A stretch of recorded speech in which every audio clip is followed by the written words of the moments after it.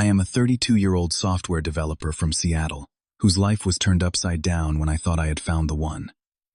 For 3 years, Jessica and I built what I believed was the perfect relationship. She told me early on that she was infertile due to a medical condition she had since her teenage years.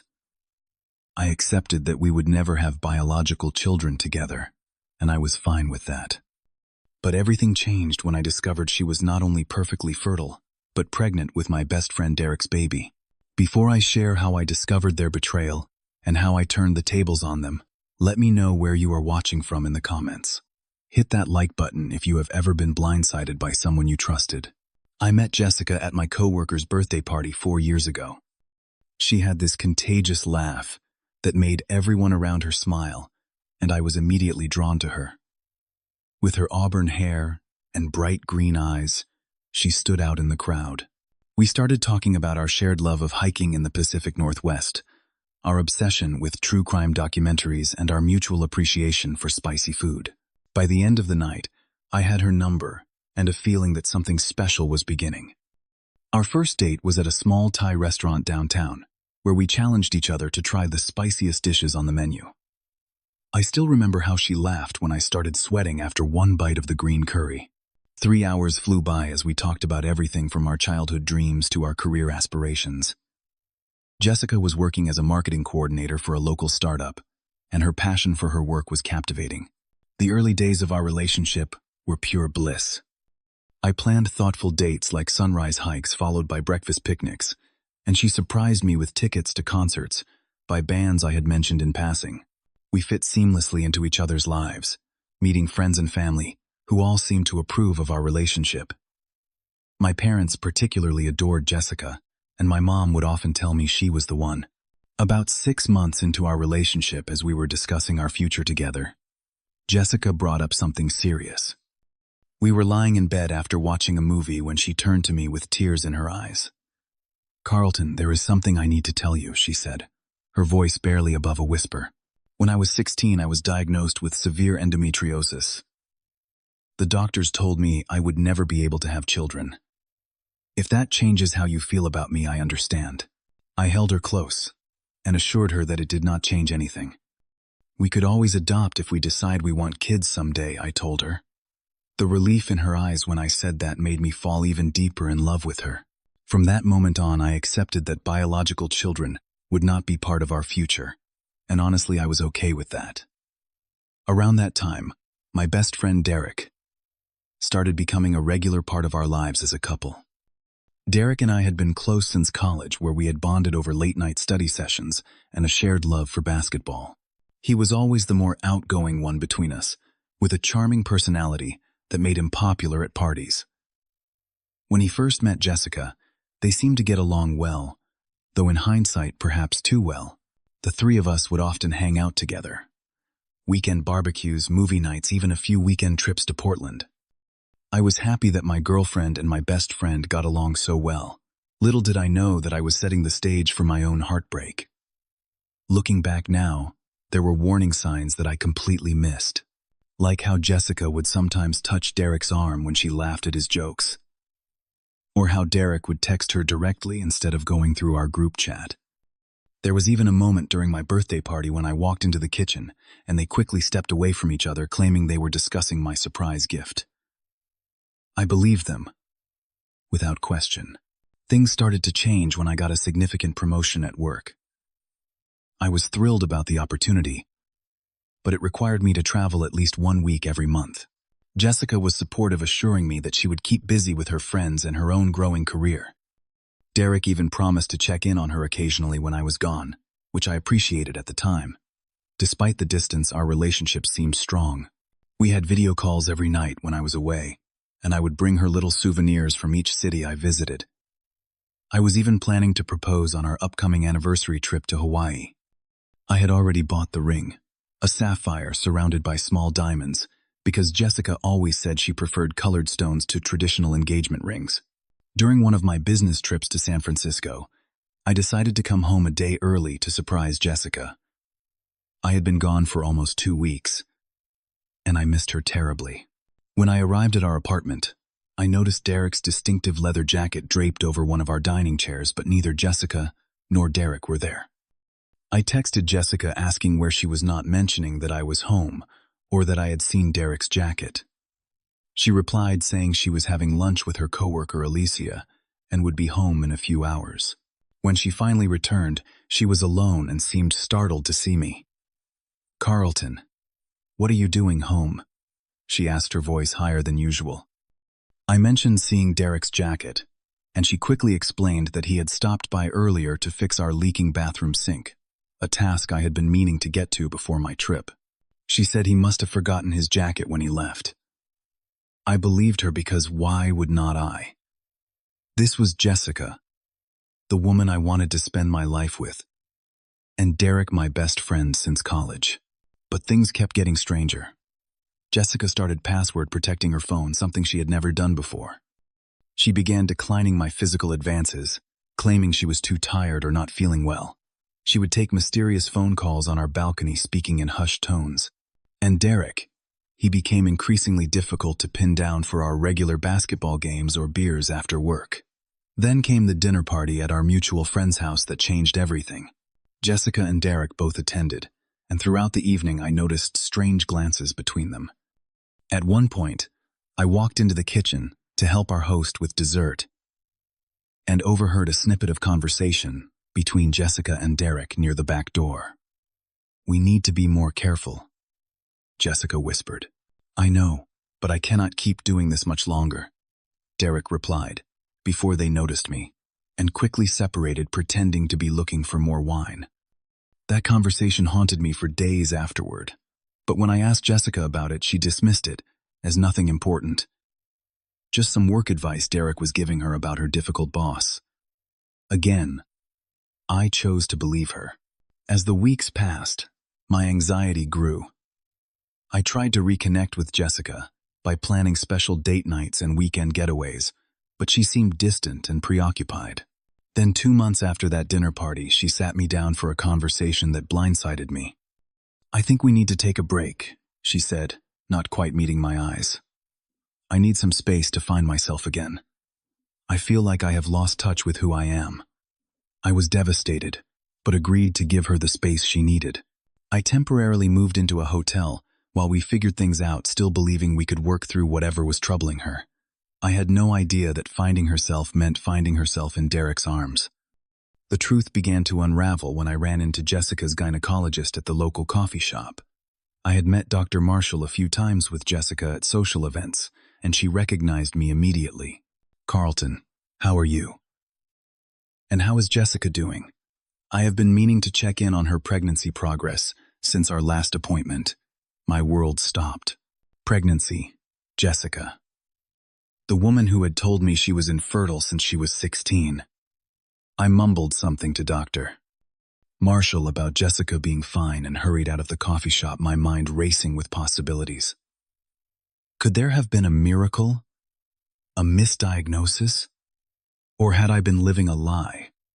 I needed answers, and I needed them immediately. When I got back to my hotel room, I started investigating. I checked our joint credit card statements and found multiple purchases from a pharmacy for prenatal vitamins dating back 3 months. There were also charges from a baby boutique downtown that I had never heard Jessica mention. With shaking hands, I called Jessica and asked her to meet me. I chose a public park, knowing I might not be able to control my emotions once I heard what she had to say. When she arrived, I could see that she was indeed showing a small but definite baby bump, something she had been hiding with loose clothing during our few recent encounters. "Are you pregnant?" I asked, without preamble, as soon as she sat down beside me on the bench. Her hand instinctively went to her stomach, and her eyes widened in surprise. For a moment she looked like she might deny it, but then she sighed and nodded. "Yes, I am. I was going to tell you, but I was trying to find the right moment." "How is this possible?" I asked, struggling to keep my voice steady. "You told me you were infertile. You told me you could not have children." "It is a miracle," she said, not meeting my eyes.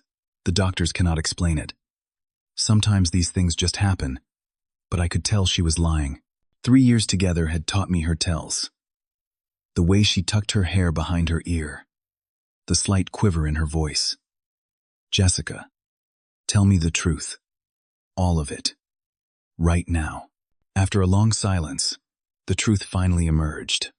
She was 4 months pregnant, and Derek was the father. They had been seeing each other for nearly 6 months, starting during my first extended business trip. And the biggest betrayal of all, she had never been infertile. It was a lie she had told early in our relationship because she did not want to deal with birth control and thought I would be less likely to leave her if I believed we had already overcome a major life obstacle together. As if that was not enough, my phone rang while Jessica was still confessing. It was Derek, who had apparently been texting Jessica while we talked. When I answered, he immediately launched into an apology. "Carlton, man, I am so sorry. I never meant for this to happen. We did not plan any of this. It just happened." I hung up without responding, too shocked and disgusted to speak to him. But Jessica was not finished with her revelations. Now that Derek and she were expecting a baby, they wanted to be together. However, and this is where their audacity truly astounded me, they still expected me to provide financial support for the child. "You always said you wanted to be a father figure," Jessica said, as if she was doing me a favor. "This way you can still be part of the baby's life." I stared at her, unable to comprehend the level of manipulation I was facing. "Let me get this straight. You lied about being infertile, cheated on me with my best friend, got pregnant, and now you want me to pay child support for a baby that is not mine. Not legally," she clarified, "but morally. We have been together for 3 years, Carlton. That should count for something." I walked away from that conversation feeling like I had been hit by a truck. When I got back to my hotel room, I collapsed on the bed and let the pain wash over me. But my nightmare was just beginning. The next day, I discovered that Jessica had been in my email and had found conversations with the jeweler about the engagement ring. She used this as proof that I had been planning a life with her and therefore had a responsibility to the child. Even worse, I found text messages between Jessica and Derek discussing their scheme. They had actually consulted a lawyer about whether they could claim child support from a non-biological father on the basis of an established relationship and emotional commitment. I spiraled into a depression unlike anything I had ever experienced. I took unpaid leave from work, unable to focus on code or meetings, while my personal life was imploding. I had to explain to friends and family why my relationship had suddenly ended. Some mutual friends took their side, suggesting I should man up and help support the child since I had been with Jessica for so long. Others were rightfully appalled by their behavior but did not know how to help me. Jessica and Derek began a campaign of harassment. Daily calls, text messages, and even emails to my work account, all demanding that I face my responsibilities. Jessica's parents, who had always treated me like a son, now called to pressure me to do the right thing for their grandchild. They even threatened to sue me for emotional abandonment, a legal concept I am pretty sure they invented. My self-worth plummeted. I began to question my judgment in all areas of my life. If I could be so wrong about the 2 people I trusted most, what else was I wrong about? I started avoiding social situations, altogether afraid to face anyone who might know about my humiliation. There was a moment when I nearly gave in to their demands just to end the psychological torture. I found myself researching how to completely change my identity. New name, new city, new life. That is how desperate I was to escape. The turning point came when my sister Melanie flew in from Boston after I missed our weekly phone call 3 times in a row. She used her spare key to enter my hotel room and found me unshaven, surrounded by takeout containers, staring blankly at my laptop. "This ends now," she said, firmly opening the curtains to let in light that hurt my eyes. "You did nothing wrong, Carlton. Nothing. And you are not going to let these manipulative people destroy your life." Something in her fierce protectiveness woke me up. She was right. I had done nothing wrong. I was the victim here, not the villain they were trying to paint me as. And it was time I started fighting back. With renewed determination and my sister's support, I began consulting with family law attorneys. The third one I spoke with, Catherine Wilson, was a force of nature who specialized in complex family disputes. After hearing my story, she leaned forward and said words that changed everything for me. "Carlton, not only do you have zero legal obligation to this child, but what Jessica and Derek are doing constitutes harassment and emotional distress. We are going to fight this, and we are going to win." For the first time in weeks, I felt hope. Catherine helped me understand my actual legal rights and made it clear that Jessica and Derek's claims were baseless. She also helped me develop a strategy to gather evidence and protect myself. I started by collecting all the evidence of Jessica's deception. I found her old social media posts, where she talked about wanting children someday. Posts that directly contradicted her infertility claims. I recovered deleted text messages from our shared cloud account, where Jessica admitted to Derek that she had never been infertile and that the pregnancy was completely intentional. Through a mutual friend who was disgusted by their behavior, I learned that Jessica had never actually been diagnosed with endometriosis. This friend, Tara, had known Jessica since high school and confirmed that Jessica had used the fake infertility story in previous relationships as a manipulation tactic.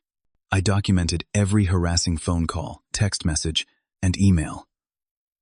I saved voicemails where Jessica threatened to ruin my reputation if I did not cooperate.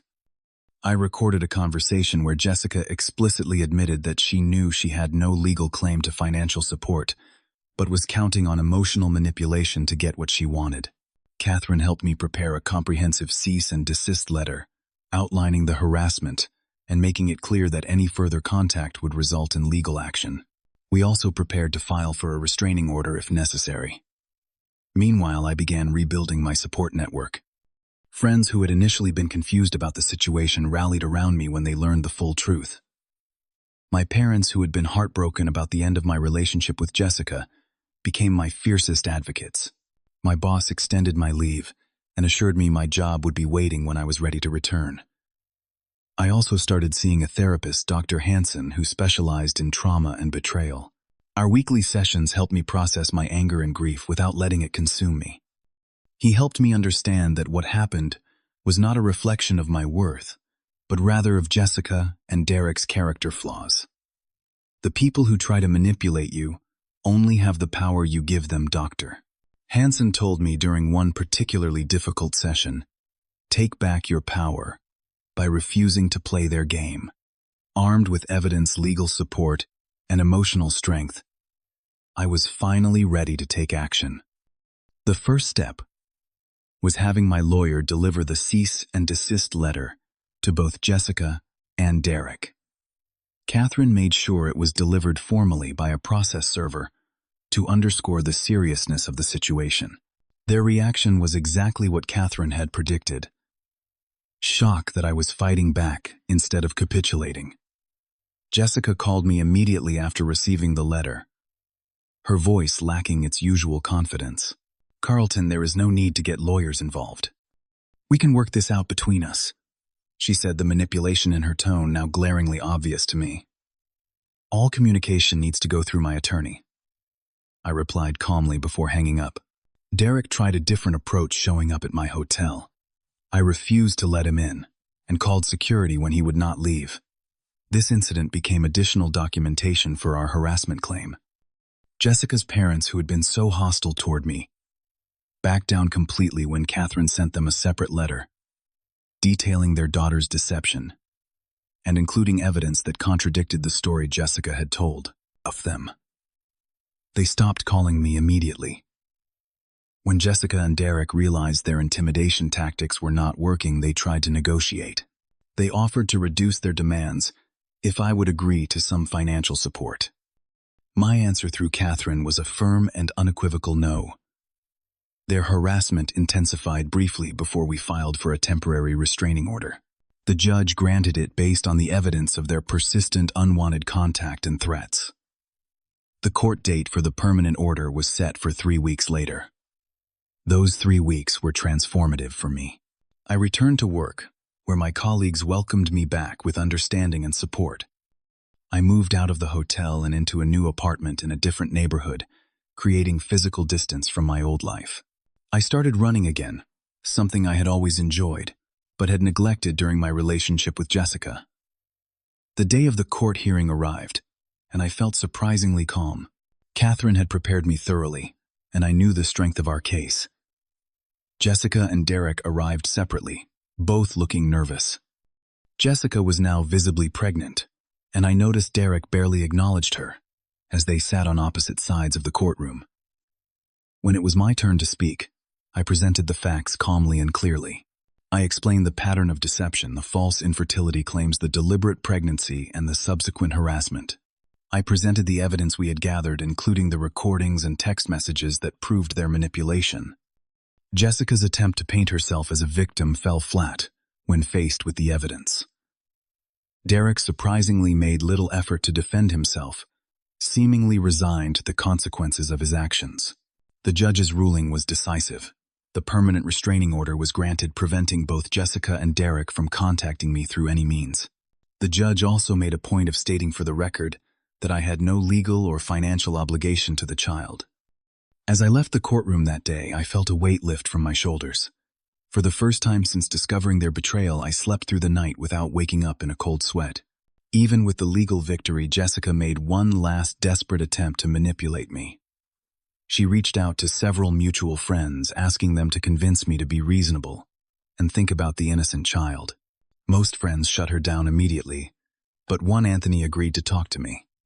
Over coffee, Anthony reluctantly delivered Jessica's message. She says she will drop all contact permanently if you agree to a one-time payment to help with the baby's first-year expenses. I shook my head, disappointed that she was still trying to extract money from me. Tell Jessica that the restraining order is still in effect, and that includes using friends as messengers. Anthony looked relieved. I told her it was a bad idea, but she would not listen. For what it is worth, Derek moved out last week. Apparently they have been fighting non-stop. That information did not surprise me, but it also did not give me the satisfaction I might have expected. I was beyond caring about their relationship drama. A week later, Catherine arranged a final meeting, not with Jessica, but with Jessica's new lawyer. The meeting was held in Catherine's office with me present, but Jessica, notably absent. Her lawyer, a tired-looking man in his 50s, came with a final proposal that amounted to a complete surrender. Jessica would formally acknowledge in writing that I had no obligation to her or the child in exchange for me not pursuing further legal action for the harassment. Catherine looked at me and I nodded. It was time to end this chapter completely. After signing the paperwork, Jessica's lawyer handed me a sealed envelope. She asked me to give you this. I opened it later that evening in the privacy of my new apartment. Inside was a handwritten letter from Jessica full of apologies and excuses that rang hollow after everything that had happened. The only part that seemed genuinely remorseful was the last paragraph. What I did was unforgivable. I destroyed something genuine for something that turned out to be completely false. Derek and I are no longer together. He left when things got difficult. You deserved so much better than what I gave you. I am sorry. I burned the letter in my kitchen sink, watching the paper curl and blacken.